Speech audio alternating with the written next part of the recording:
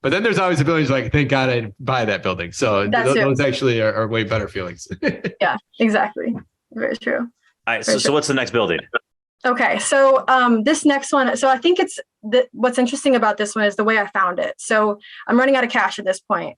I know I can't purchase the same size building I had last time, and I have to do it with a different type of loan. I was introduced to some lenders who had a 5% conventional with a 7-year arm, 10% conventional with a 7-year arm, no PMI. And that's the kind of loan that I needed to be able to grow. And of course, remember, I still have a partner in all this.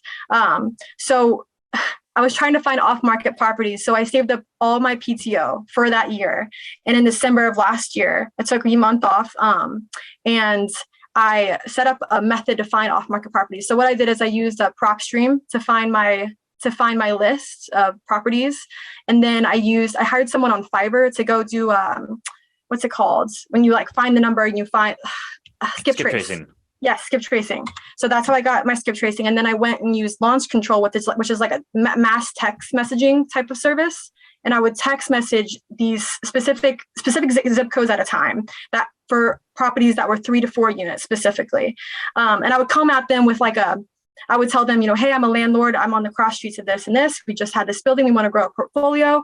I'd like a chance to talk to you. If not, it's just great to meet another landlord in the area. I like to keep my ear to the ground, kind of thing. So I had actually really decent results with that. I had about, to give you numbers on this, about 30% of the text messages, people responded. And of that percent, about 40% of them were positive. And when I mean positive, I mean like, it wasn't like a harsh no. It wasn't like a, F off. So that was positive to me. And I actually went out and spoke to some of the folks that I got positive responses from and gave them offers. One of them, and this leads to my next one. One of them, the guy was already selling his portfolio. He had like 55 units and he sent me the link to it on LoopNet. And it was like 55 unit. It was almost being sold as like a commercial property. And I could not tell from the listing that there was several 4 units in there. And I think that was huge. I was like, okay, bingo. This might be a competitive advantage for me. And it was one of his 4 units and the numbers worked out on. This was a modernization. So we just had to modernize like the bathroom and the kitchen. So it was a legal 3 unit, it was a 3 unit with a legal 4th attic unit that we ended up turning into an attic.